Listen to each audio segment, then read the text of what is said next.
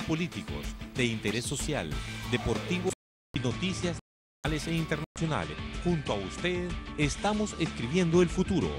12 años cambiando junto a usted, porque la perfección necesita de la experiencia. Trinchera de la Noticia, el periódico número 1, con las exclusivas.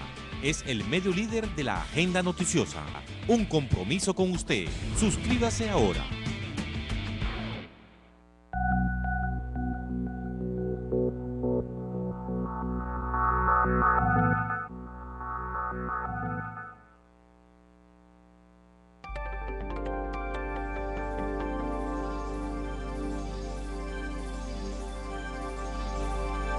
A continuación, por RTV, el canal de los estrenos.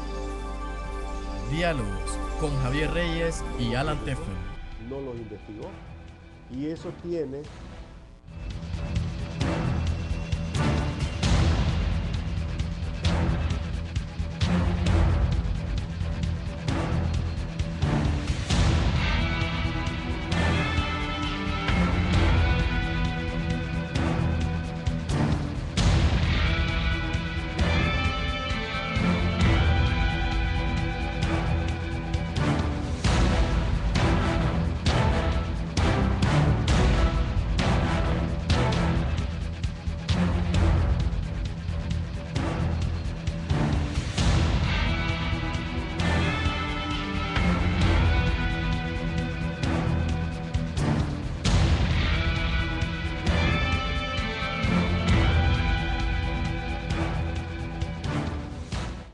Saludos amigos televidentes y bienvenidos una vez más a este su programa Diálogos Televisión que hacemos con Alan Teffel Alba, director de radio El Pensamiento.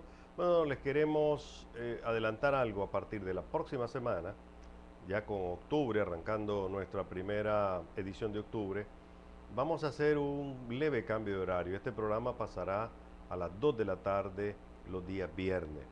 Y ahí nos vamos a quedar por un buen rato si don Alan Teffel Alba después no toma otro tipo de decisiones. Así que nos ajustamos de las 3 de la tarde a las 2 los viernes. Las reediciones no cambian. Esas se mantienen sábado y domingo, 11 de la mañana, 7 de la noche, si nuestro productor no cambia ese horario. No nos ha avisado nada nuestro productor don Medardo Mendoza Jr., hijo del recordado amigo Medardo Mendoza, quien laboró por muchos años con nosotros en el sistema sandinista de televisión y aquí también en Trinchera. Así que no hay cambio, productor, en nuestras ediciones de fin de semana, ¿se mantiene el horario? ¿Sí es? Ok. Entonces se mantiene, lo único que es que los viernes pasa a las 2 de la tarde por su canal. Igual les recuerdo, nos puede sintonizar en internet en cualquier momento. Al final de este programa ya le indicaremos dónde buscar la dirección para que pueda ver el programa a la hora que considere conveniente. Mientras tanto, le entramos a los temas de la semana, Alan, y creo que una de las noticias que de este viernes que va a sacudir el mundo entero es lo que en realidad ocurrió como evento principal en el marco de la Asamblea General de Naciones Unidas, más que el pleitecito nuestro regional de Colombia, Costa Rica y Panamá, echándonos la vaca en Naciones Unidas, y es la plática que han tenido por primera vez en muchísimos años un presidente de Estados Unidos y un presidente iraní. Me estaba acordando algo que me dijiste. Esta fue una reunión de Naciones Unidas anual, rookie, me decía. Pero sí, viene a salvar el partido completamente la plática entre el jefe iraní con el jefe norteamericano. Y realmente comentábamos extra micrófono que este es un combo, porque parece que la tensión ya bajó en Siria y las posibilidades de un bombardeo, que personalmente yo no estoy de acuerdo con los bombardeos porque las bombas no tienen ojos, por muy inteligentes que sean, pues hubiera dejado muchas mujeres, niños, ancianos y hombres muertos. Esto podría ser quizás el comienzo de un mejor entendimiento en el Oriente, Javier, y podría en alguna medida afectar al Estado palestino en sus tensiones que hay con Israel, ¿verdad? Para el logro de un gran acuerdo. Y yo siempre he venido insistiendo que lo más importante, y casualmente las guerras se dan por la falta de entendimiento, por la falta de comunicación. Y al producirse la comunicación, al producirse la participación rusa, que me parece que fue concertada con los Estados Unidos, en el caso de retirar las posibilidades de bombardeo de parte de Estados Unidos a Siria o a los enclaves militares, esto podría ser un gran arreglo que realmente podría darle alivio al mundo. Si vos te fijas, el petróleo había llegado a $109 Sí. por la especulación que hacen los petroleros tejanos más los carroñeros que producen petróleo como Venezuela y otros países. El petróleo ha bajado y hoy había bajado $8 en relación con la semana pasada, Sí. lo cual es un buen síntoma también. Y seguramente, Alan, esta llamada telefónica le va a pegar otro empujón hacia abajo a los precios del petróleo, que nos darían un respiro en diciembre, porque recordemos que conforme el sistema de cuotas de pago que hay, de fijación de precios que hay en Nicaragua, normalmente los precios de hoy son aplicables en aproximadamente 2 meses. O sea que estaríamos cerca de diciembre, pues, y la buena noticia sería que los precios bajaran un poquito. Claro está, Alan, las tensiones se van a mantener y este viernes también recibíamos información de que Naciones Unidas dice tener informes nuevos de que Siria volvió a usar armas químicas. Bueno. Eso eleva la tensión, de nuevo los precios se suben. Vos sabes que en realidad los precios del petróleo, como de muchos otros productos, se basan en especulaciones. En que si ahí viene el tanque, que si el buque se aproximó, que si el avión se va a caer, entonces el precio se mueve. Mira, la verdad es que los sectores guerreristas en los Estados Unidos desde hace rato quieren vender armas. Entonces han salido con esta historia, que fue la misma historia que se dio con Irak, que tenía armas químicas Saddam hasta que se metieron y lo sacaron y lo mataron. En el caso de Siria se da una situación similar. Sí. La verdad es que yo personalmente siempre he presupuesto de que las armas químicas, quienes las han usado, son casualmente los enemigos de Bashar al-Assad, para provocar la intervención de Estados Unidos y los países de la OTAN o estos países desarrollados en el caso de Siria. Entonces, yo no creo que sean tan torpes en una negociación de este tipo, como la que se hizo entre Rusia y Estados Unidos. Además, los rusos no los engañan, Javier. Los rusos tienen una base militar en Siria y es la única base militar que tiene Rusia fuera de su territorio. O sea, recuerden que Rusia, aunque ha sido una potencia alicaída, pero sigue siendo potencia y posee armas nucleares. Tan es así que Obama lo respetó y casualmente fue Rusia, no tanto el Consejo de Seguridad donde está Rusia y China, los que pararon la posibilidad de un bombardeo. Ahora, me da la impresión que este es un momento de debilidad de Obama. La misma llamada telefónica, Alan,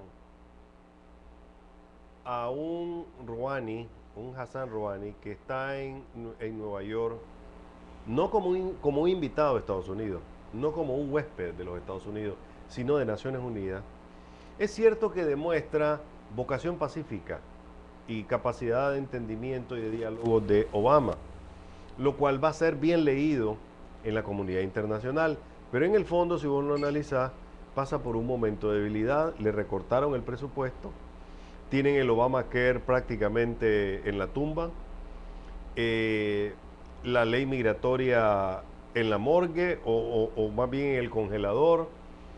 Si Obama no está pasando por un buen momento, y el hecho mismo de que aparezca dando esos síntomas pacíficos, o sea, pasar de un estado de amenaza, como la que hace, ¿qué?, menos de un mes, tenía los cañones apuntando a Siria, y ahora pasa a tener una plática sin gritos, tranquila, telefónica, él en su sala oval de la presidencia de Estados Unidos, y Rouhani probablemente en su embajada o en algún hotel, pero se produce una situación en la cual algunos lo van a entender como un síntoma de debilidad, aunque al final de cuentas Obama se reposiciona, toma la iniciativa de buscar cómo lograr un combo de paz en esa zona, al menos está ganando tiempo, pues, para mientras revisa cuál va a ser su política hacia esta zona. Sí, yo pienso de que definitivamente mientras Rusia se oponga, la situación de los bombardeos no se va a dar.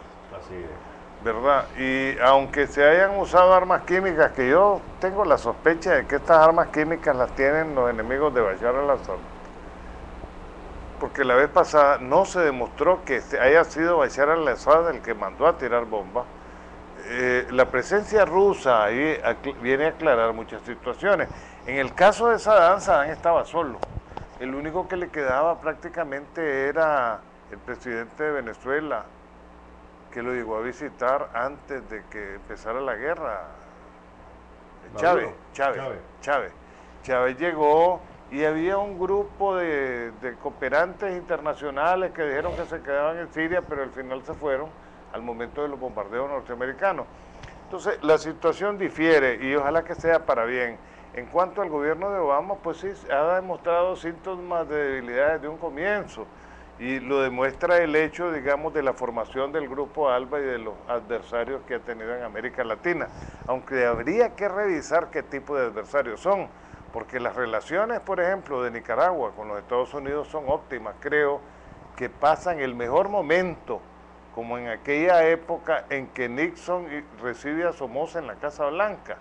Nada más que diplomáticamente es otra cosa, que por lo menos hay 2 préstamos mensuales que vienen de los Estados Unidos, el Fondo Monetario Internacional viene y le da unas palmaditas en la espalda al Cantinflas que tiene Ortega ahí en el Banco Central.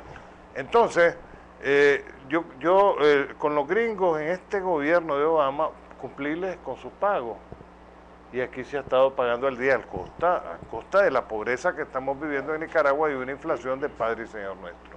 Mira, yo difiero con vos en cuanto a que están pasando por relaciones tan buenas como en la época de Roosevelt. Yo conversaba con algunos amigos de AmCham y justamente este viernes hay reunión entre el presidente Ortega y AmCham. ¿Por qué razón, Alan? El presidente Ortega, que no recibe a la embajadora de Estados Unidos, desde que le recibió las cartas credenciales y se han visto tal vez en algún acto, lo normal en este país era que el embajador americano fuera al despacho del presidente cuando quería. Porque son otros tiempos. ¿Verdad? Claro.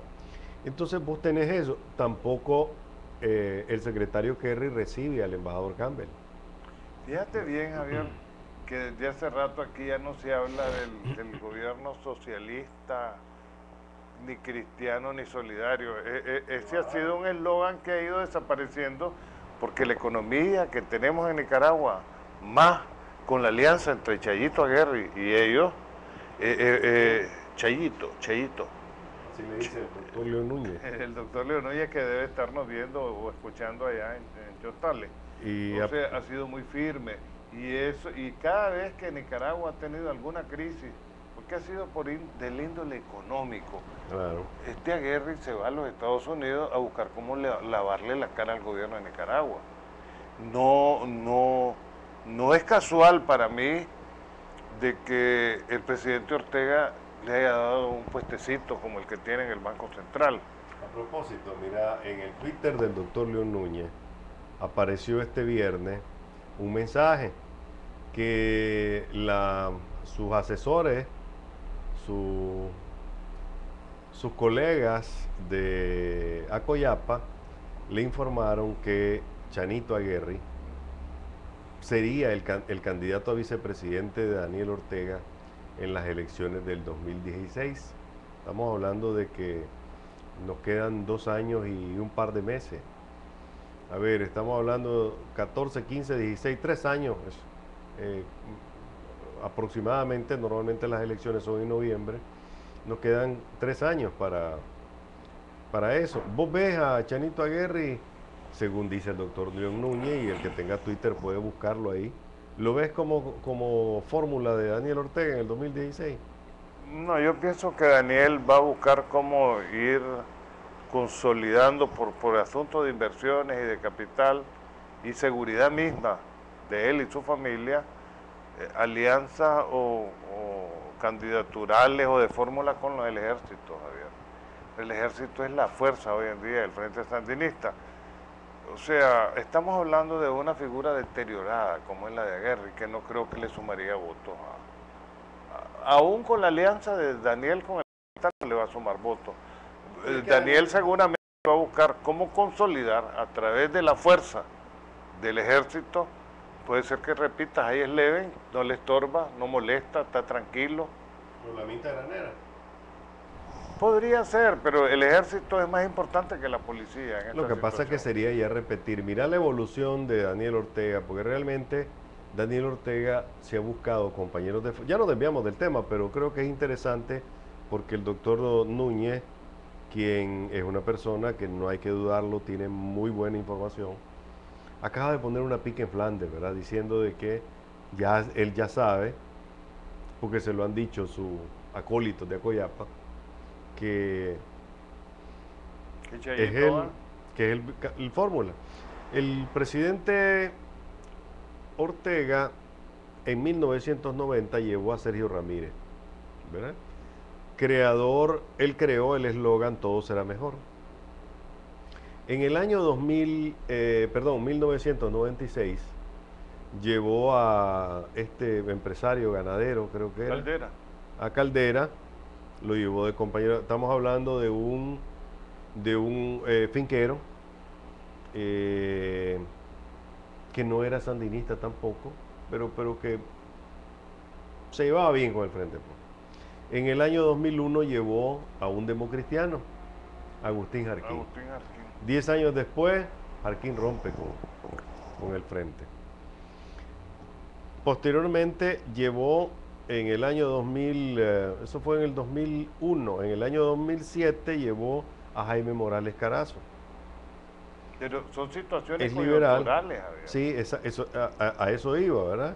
La evolución de él, de un compañero de partido a un empresario sin partido, pero afín al sandinismo, a un adversario histórico del sandinismo, como habían sido los democristianos, recordando a Andaimebá y las carceleadas, que a veces se les olvida, las carceleadas que les metieron en el año, si no me equivoco, fue 89, 88, 89. Posteriormente, Alan lleva a un liberal, ex miembro de la Contra, que traiciona a su partido y acepta de inmediato la fórmula de Ortega. Luego vuelve a sus raíces y nombra a un hombre de partido, pero sacado del ejército. Rompe una norma que se había fijado el ejército, que dejó su hermano, de que ningún militar se iba a ver tentado por la política. Después de que el ex jefe del ejército, que sustituyó al general Ortega, bueno, se me escapa, el que lo sustituyó posteriormente, el Chele Cuadra, se metió a la política. Se metió a la política. Luego de eso hubo una encerrona de militares en la que ellos dijeron: señores, nosotros no vamos a hacer una fábrica, ni vamos a convertir la jefatura del ejército en una rampa de lanzamiento ni una fábrica de políticos, porque entonces todos los coroneles que salen y todos los generales que pasan a retiro, que pasan muy jóvenes por cierto, se meterían a la política. Ortega, para demostrar el gran poder que tiene, le golpea a la mesa y le dice: no, aquí me llevo a Jair Leven, en una decisión, Alan, repentina, porque acordate que Jaime Morales ya andaba diciendo que él era de nuevo el candidato. Le golpea la mesa, que fue una mejor adquisición de parte de Daniel Ortega. Yo creo que no hay duda que Jair Leven es la figura que él necesitaba. Le da solidez en el campo, le da solidez dentro de las Fuerzas Armadas y le da solidez dentro de la antigua militancia del Frente, la vieja guardia. Ahora, ¿qué apuesta haría? ¿Vos apostás a que sería de nuevo el ejército? Pues la institución yo creo que empezaría a agarrar otro color, ¿verdad? Pero es que Ortega tiene que consolidar, las etapas que vos me das es Ortega en la búsqueda del poder. Así es. hasta llegar a Jaime Morales Carazo, que aunque no le ayudó, pero le dio una imagen. Jaime Morales lo vivía acusando que estaba metido en su casa. A Jaime Morales le pagaron varias veces la casa, pero seguía con el cuento. No una ni dos, varias veces. Pero el futuro de Ortega, estamos hablando de un hombre de 68 años, con una familia que ha prosperado y está bendecida. Entonces, ¿qué es lo que tiene Ortega hacia el futuro? ¿Qué es lo que mira? Yo recuerdo que en una ocasión, yo creo que estaba vos, Arnoldo Alemán, me dijo a mí, una de las cosas que le preocupa a Daniel, y estaba Daniel nuevecito, es su sucesión. Entonces Ortega a estas alturas seguramente ya vivió la mayor parte de su vida, está pensando cómo proteger a su sucesión, no solamente económica, sino política, porque hay uno de los hijos de Ortega, creo que se llama Laureano, que se me parece o se me asemeja mucho a figuras históricas de este país y que estaría siendo promovido para un futuro. Y el interés, y lo demostró Somoza García en su momento, y por eso lanza a los hijos, era proteger la fortuna que él iba a heredar, y realmente la protege bien Luis Somoza hasta que Anastasio Somoza de Baile, en los cambios de los tiempos, pierde el poder y pierde todo. Mira, aquí hay que quedar claro de una cosa, el único que puede proteger la fortuna de su partido y la fortuna personal es Daniel Ortega. Sin Daniel Ortega no hay en el entorno sandinista alguien que pueda tener la fuerza, la capacidad como para proteger el emporio que tienen, porque Alan, no hay duda que aquí hablamos mucho, se escribieron libros de libros sobre los negocios de Somoza, pero que se han quedado, como dicen los americanos, se han quedado como un chicken shit, comparado con el negocio petrolero y todo lo demás. El punto es, Alan, y a propósito, antes de que se me olvide, el tema de la sucesión, se lo preguntaron a Edén Pastora, que de loco no tiene nada, ¿verdad? Es folclórico tal vez, chispeante tal vez, pero de loco no tiene absolutamente nada. Le preguntó el diario La Nación de Costa Rica que si Daniel Ortega estaba preparando a Laureano su hijo, y él dijo, no, lo está haciendo empresario. Obviamente, Alan, la mentalidad de un Daniel Ortega y su formación, este es un hombre que ha sido político toda la vida, desde los 17 años está metido en la política. La guerra, como esa famosa expresión que es la política por otros medios, no hay duda de que él ha estado en la política por 50 años. Por 50 años, desde los 17 años, pues, de que estaba en la secundaria, él anda metido en la política. Entonces, yo no creo que él conciba de que un hijo pueda administrar todo ese emporio sin tener el poder político en la mano. Es que es cíclico, Javier, es que es cíclico. Mira la historia un poquito atrás, la de los Somoza. Y si nos vamos más allá, hemos visto la formación de grandes capitales aquí ha sido al amparo del poder. Sí. ¿De dónde surge el capital de los Somoza? De haber confiscado a los alemanes con el pretexto de que eran enemigos y entraron en la Segunda Guerra Mundial. Y si es en la época de liberales y conservadores, en cada revolución, cuando ganaban liberales y cuando ganaban conservadores, le quitaban todo al otro. Claro. E incluso en el comienzo de la historia, a Juan Argüello lo fusilan allí en la Plaza de la República y le dice el vicepresidente que le había dado golpe de Estado. Ahí te dejo para que te coman los opilotes. Pero no solo se lo comieron los opilotes al presidente o director de Estado, sino que le confiscó todo también. Así es que esa es otra de las cosas que, Alan, no solo se produce en Nicaragua, en muchas partes del mundo. El que llega y conquista, confisca. Es que mira, el caso del petróleo, digamos, es coyuntural. Si el día de mañana Maduro, que es tan imbécil, pierde el poder, la situación va a cambiar. Entonces, me imagino que Ortega y su familia en estos momentos quieren consolidar lo que han hecho. Si es una fortuna que la de Somoza, digamos, es sencillamente una chiquitada. Sí. Es una fortuna de verdad. La fortuna que acumuló Somoza a lo largo de 40 años, aquí se junta anualmente. ¿A qué me refiero? El contrato petrolero de Venezuela con Nicaragua es de 10 millones de barriles anuales, vendidos a $100, $108, $102 como está actualmente en el mercado internacional, Alan, estamos hablando de ciento y pico de millones de dólares, más lo que produce. ¿No crees que Capriles le dejaría el negocio a Ortega? No, inmediatamente se lo corta y redimensionaría totalmente eso. Si llegara Capriles, yo te aseguro que en el acto lo que le diría es, le mantengo el contrato con una condición, me paga 90 días y punto. Y se acabaría toda esa capacidad, pero aún astutamente, y lo podemos analizar al regreso de la pausa comercial, Alan, astutamente el presidente Ortega está siguiendo los pasos para que no le ocurra eso. O sea, él sabe que el ciclo de Venezuela se puede terminar y por esa razón ya pasó el bono y ya pasó otros gastos al presupuesto de la República. Vamos a continuar después de esta pausa comercial.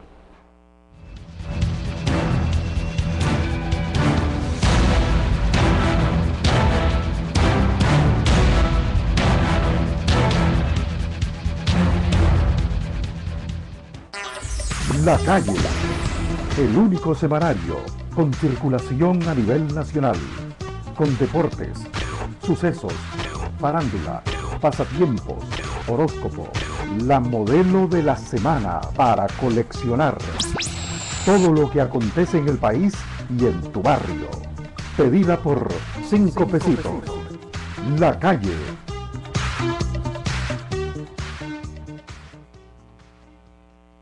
Si ya sos Claro, podés disfrutar de los Super Packs y ahorrar mucho más al hablar, chatear o navegar. Aprovecha el Super Pack de navegación de 100 megas por tan solo 20 córdobas. Activa tu Super Pack marcando asterisco 555 numeral. Encontrá en nuestro menú las opciones de paquetes que más te convengan. Super Packs de Claro, la forma más barata de comunicarte. Nada mejor que ser Claro. ¡Claro que sí! ¿Por qué no reconoces que me amas? Lo siento y lo veo en tus ojos. Eres la culpable de este amor y de este odio tan grande. Una tierra fértil para las pasiones contenidas. Donde el odio echa raíces. Y crecen los deseos prohibidos. Aquí se siembra ambición y se cosechan traiciones. Y la venganza convierte al amor en pecado. Cuando me enamoro.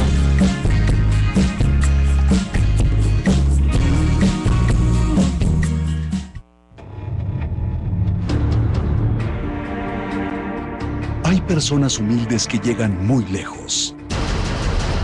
Este señor llegó muy alto, por el camino equivocado.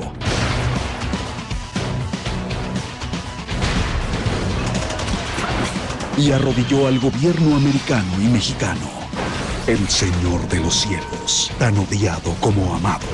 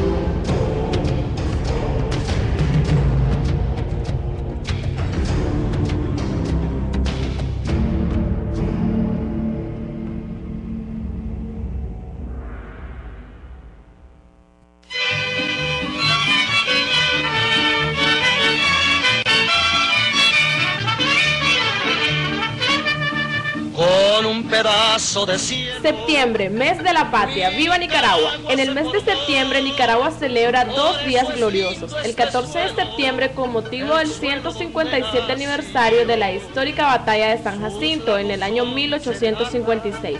Y el 15 de septiembre se celebra el 192 aniversario de la independencia de Centroamérica. El Cocibolca y Jolotla. El mes de la patria nos invita a recapacitar sobre los verdaderos valores cívicos y morales. Si hay una tierra en todo el continente, hermosa y valiente, esa es mi nación. Soy puro pinolero, nicaragüense por gracia de Dios. En estas fiestas patrias, Canal RTV te invita a rescatar el folclor, la identidad nacional y el compromiso de amor a la patria de Nicaragua. ¡Y vámonos a Nicaragua! ¡Ay, muchachito! La raza nicaragüense. La Calle, el único semanario con circulación a nivel nacional, con deportes, sucesos, farándula, pasatiempos, horóscopo, la modelo de la semana para coleccionar. Todo lo que acontece en el país y en tu barrio. Pedida por 5 pesitos. La Calle.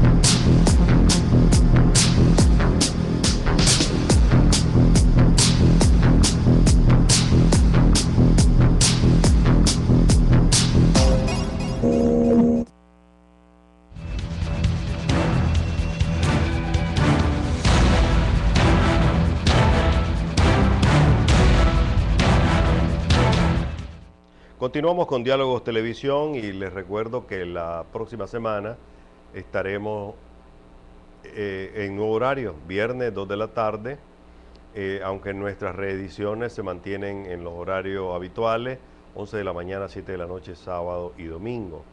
Bien, estamos abordando los temas de carácter internacional, nos metimos un poco a lo nacional también, pero me gustaría, Alan, que tocáramos sobre en qué paró la ofensiva que Colombia lanzó contra Nicaragua en el marco de la Asamblea General de Naciones Unidas, que como, repito, la gran expectativa era si finalmente se iban a reunir Rouhani, el presidente de Irán, con Obama. No se dio la reunión, pero sí la comunicación telefónica que comentábamos.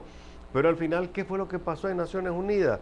¿Cómo interpretás vos el va y viene de Panamá con sus posiciones, la presidenta Chinchilla que se lanza con todo y un colombiano que tiró la piedra y escondió la mano, pues?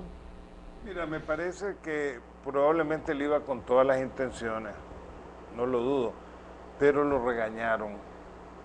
Seguramente lo regañó John Kerry, y esto le hizo cambiar el discurso. Y sumemos a esto, digamos, que le hicieron un perfil bajo para que se tranquilizara con las declaraciones de la señora Power aquí en Nicaragua. O sea, esa fue una estocada, en realidad. Cuando un embajador habla, es que recibe instrucciones de su Cancillería, en este caso del Departamento de Estado de los Estados Unidos. Entonces, esto le bajó la guardia completamente a él y se la bajó al otro. Sí.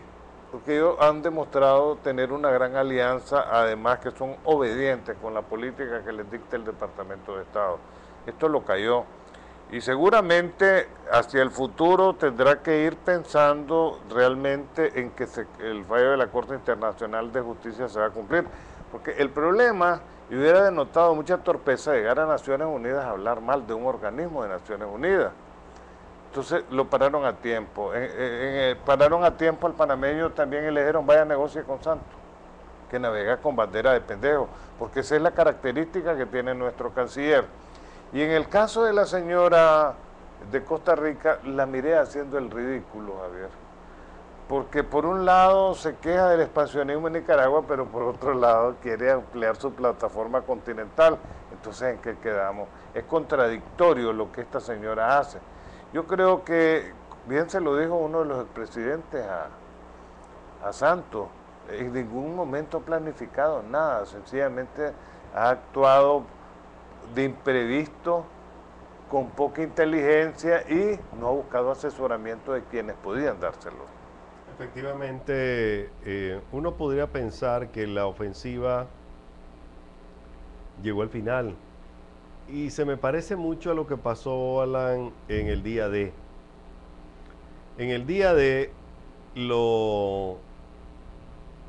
las fuerzas norteamericanas sufren unos daños considerables cuando se estaban tomando las playas, Omaha, Normandía y otra, Utah creo que era otra playa.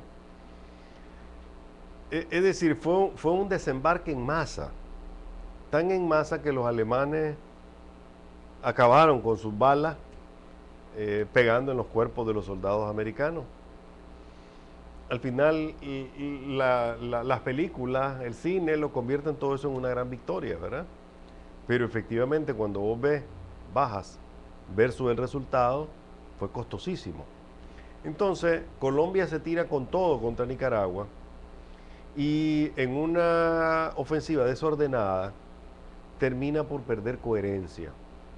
Él crea la expectativa de que van con todo, que ahí nos van a aplastar. Le entrega una carta al secretario Ban Ki-moon, una carta que nadie conoce todavía porque Ban Ki-moon decidió no revelarla. O sea, ahí quedó engavetada, pues. Ni siquiera se va a conocer. Archivada. Y ni siquiera creo que Colombia va a tener la descortesía de revelarla, pues porque quedaría en la evidencia mundial de que Ban Ki-moon, pues, Ban Ki-moon va a comprobar que Colombia, pues, es una nación irresponsable, que ni siquiera cuida las comunicaciones privadas.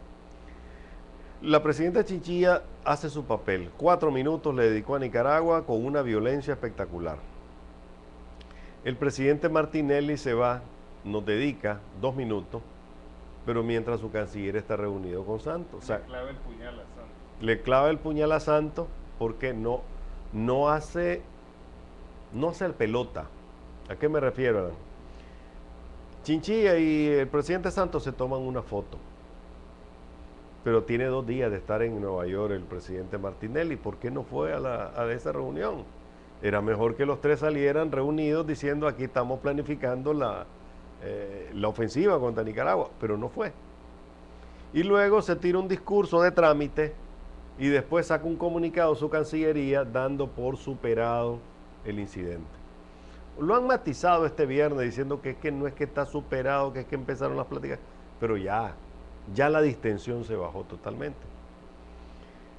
Santos ni siquiera nos menciona en su discurso, ni siquiera nos menciona. Entonces la única que queda en evidencia, que quedó en offside, como dirían en fútbol, es doña Laura. Entonces, ¿qué pasó ahí, pues? Hombre, lo que pasó a simple vista, ¿verdad? Porque hay cosas más de fondo. Me parece que Kerry lo regañó. Es que dejaron colgada de la brocha a la pobre señora. Y esta señora se ha puesto en evidencia que sus problemas personales con Daniel Ortega los ha vuelto problemas de Estado. Porque esta señora fue guerrillera, ¿no? O le pasaba agua a los guerrilleros o algo. En aquella época estaba de pastora de aquel lado. Entonces ella queda colgada de la brocha. Santos la deja en ridículo. De suerte para ella se va, ¿verdad? No es mucho lo que le queda en la presidencia de Costa Rica. Yo creo que todo se desmoraliza después que Martinelli le clave el puñal. Pero es que es el primero que previenen. Pero antes de Martinelli habían prevenido al de Jamaica. Pero es que con el de Jamaica hay razones, digamos, de tipo cultural. Los jamaiquinos son de formación inglesa. Sí. Hablan el inglés natural. Estos aprendieron el inglés y no lo hablan muy bien. Entonces, los americanos inteligentemente prefirieron entenderse con el de ellos.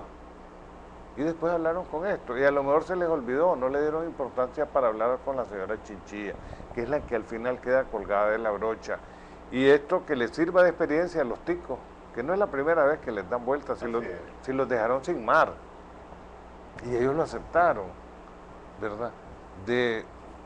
Los ticos, como nunca han creído que son centroamericanos, han actuado siempre de esa manera. Recordar que ahí fusilaron a Morazán. Entonces, pero esta vez lo dejaron en evidencia. Y esto es una lección que tienen que aprender. Mira, Alan, no hay duda que tanto el presidente Santos como la presidenta Chinchilla están jugando política con Nicaragua, pero no les ha resultado. Esta semana salieron 2 encuestas, una en Bogotá y otra en San José. La de Colombia la hace una empresa Ipsos muy famosa a nivel internacional, y concluye que el 66% de los colombianos rechazan la manera en que el presidente Santos está manejando el asunto con Nicaragua. O sea, un rechazo abrumador. Y luego la presidenta Chinchilla sale mal en las encuestas. Es decir, esta encuesta de Unimer no preguntó si estaban a favor o no estaban a favor de la política de la señora Chinchilla. Fue una pregunta más general, pero sale aplazada. Cae 20% en su imagen la presidenta Chinchilla. Es decir, si, a diferencia de Nicaragua, pues si vos preguntás en Nicaragua, hombre, ¿usted qué opina de respalda al presidente Ortega en su posición ante el Colombia? Yo te aseguro que va a sacar el 90% mínimo. ¿Por qué? Porque todos sentimos que ahí se está jugando un tema de orden nacional en donde lo partidario es secundario. Y lo haga bien o lo haga mal el presidente Ortega, en este momento todos estamos cerrando filas. Pues. Mira, yo sigo pensando que Ortega, digamos, en la situación de los partidos políticos de Nicaragua, tiene un buen porcentaje, pues tal vez un 40%, pero los partidos políticos en Nicaragua tendrán un 2 o un 3%, pienso yo, porque no ha habido una encuesta real.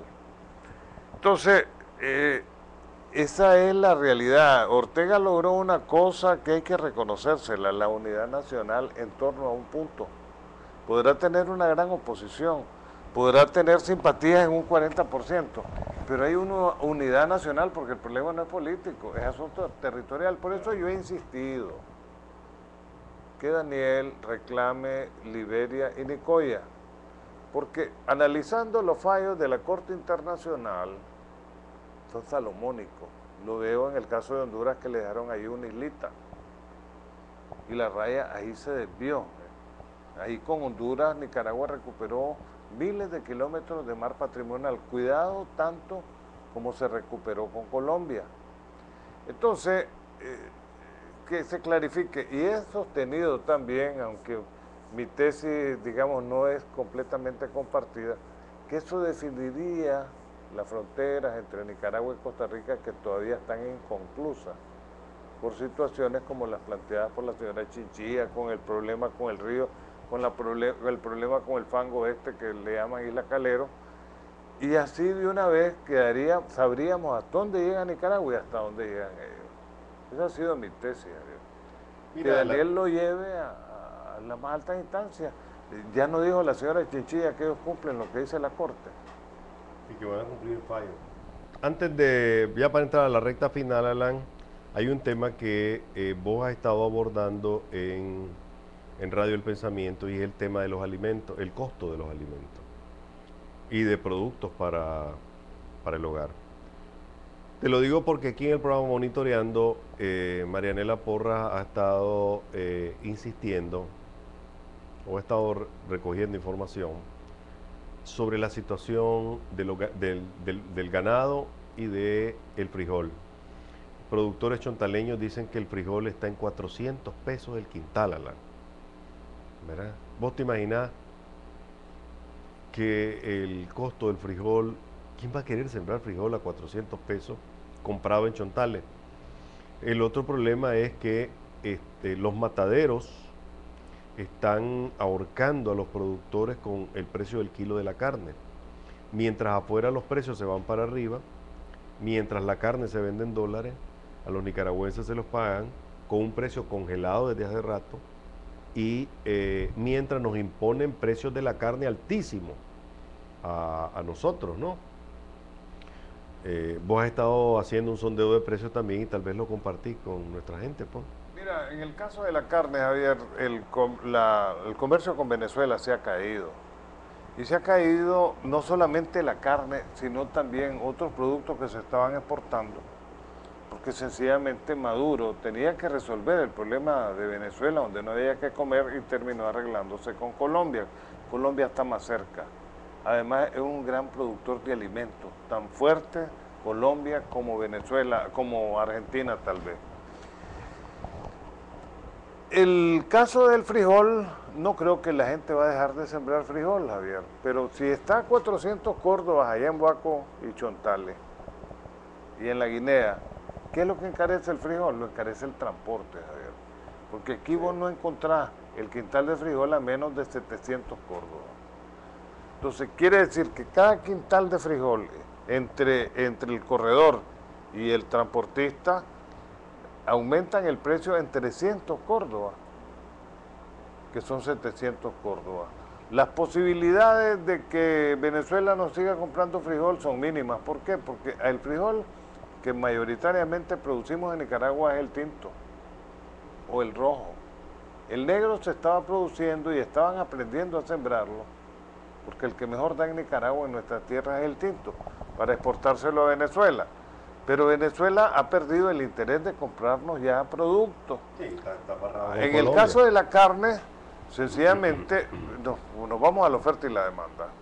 La carne tiene que bajar y va a continuar bajando porque en el mercado internacional la carne puede tener buen precio, pero hay competencia de países, especialmente México, que es el que está más cerca de los Estados Unidos, en cuanto a venderle carne a los Estados Unidos, que ha sido históricamente nuestro mejor comprador. Sí. ¿Qué ha pasado aquí? Que no se han buscado mercados, Javier. El problema de siempre. Yo recuerdo una famosa gira de don Luis Somoza buscando mercados en el Caribe hace muchos años, sí, para el producto nicaragüense. Aquí nos resignamos primero a que antes era Estados Unidos, que después era Venezuela, y al final no tenemos apertura de mercado para nuestros productos. Eso está pasando. En el caso del café, el café viene teniendo una situación similar al frijol, Javier. ¿Quién es el que gana? El que anda comprando y lleva el beneficio. Pero el productor, por mucho que sube el café, no tiene gran ganancia. Ahora, ¿qué incide en los precios? Porque vos te encontrás una docena de chiltomas que antes te costaba unos 50, ahora te piden 30 córdobas. Así es, fácilmente. La docena de huevos en el supermercado de la Colonia vale 105 córdobas. En el supermercado más barato que hay en este país, que es Primar, la encontrás a 100 córdobas. Un huevo bastante mejor que el huevo del mercado oriental, porque el del mercado oriental está soleadito. La naranja, aquí no ha bajado de precios. Una naranja sigue costando entre 3 y 5 córdobas. De repente, si es chocoya te cuesta 3, si es dulce te cuesta 5. O sea, nuestros productos se han disparado. ¿Y por qué las naranjas se han encarecido? Por el transporte, Javier.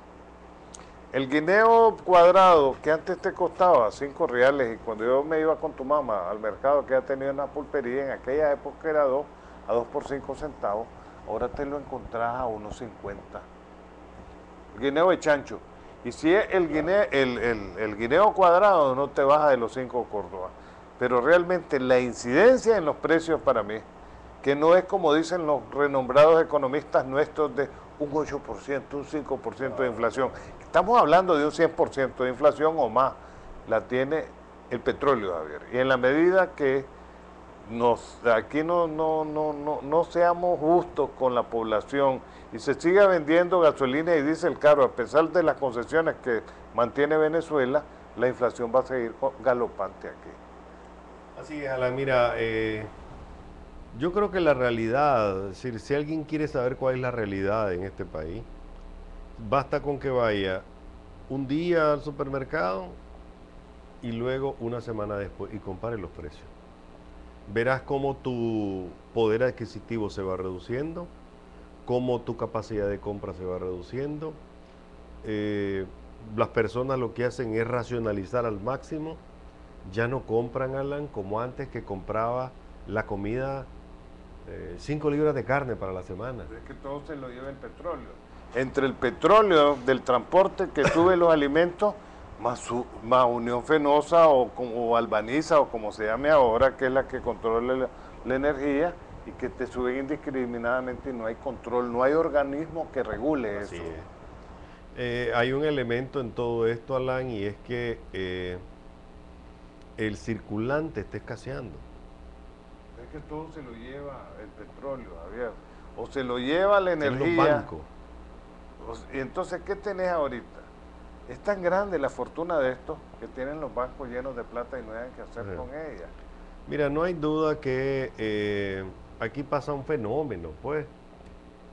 Los viernes en la noche, sábado en la noche, los bares y los restaurantes están llenos. Porque hay una élite, Javier.